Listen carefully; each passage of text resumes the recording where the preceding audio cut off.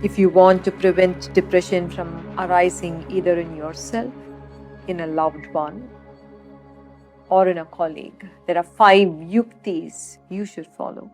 These yuktis have a deep spiritual wisdom and also an incredible amount of neuroscience as a basis. Listen to me to the end, because depression does not consider age, class, or gender.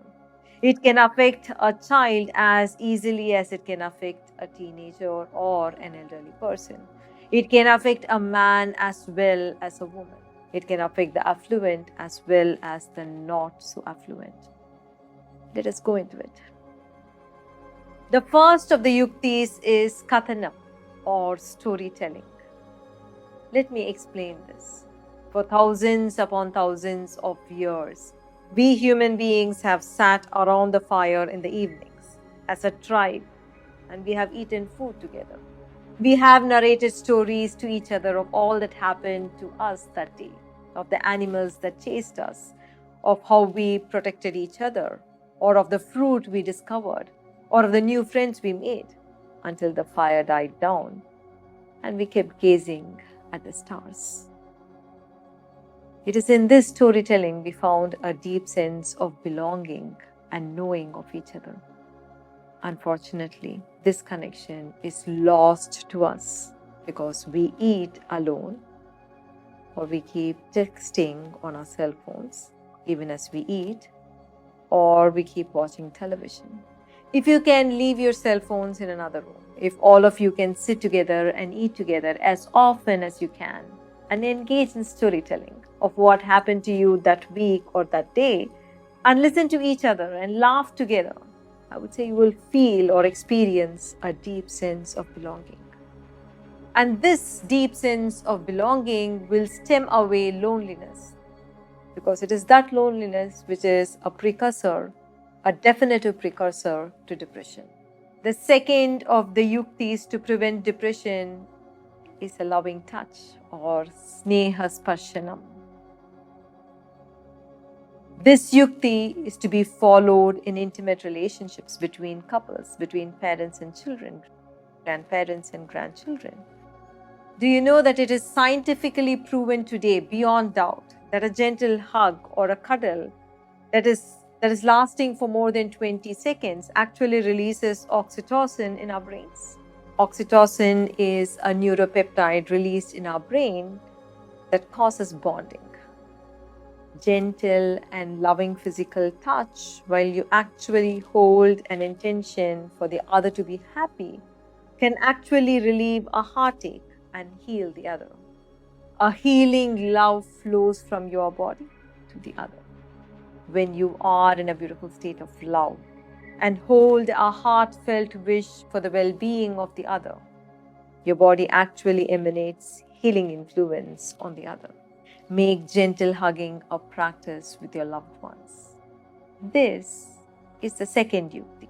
The third yukti is sviya sakyata, or friendship with the self. Most people are strangers to themselves. They do not know what they are feeling until it actually becomes a fully blown depression. Friendship with the self is a simple spiritual hack you can practice that for sure can keep your depression at bay. This is a yukti everyone has to follow for themselves. And how do we go about it? Every time you feel the slightest of dullness or an inner disturbance, take a deep inhalation and an even slower exhalation. Observe and recognize what the exact emotion that is arising within you. Recognize its name like you would recognize a guest who's returning home and not definitely an enemy.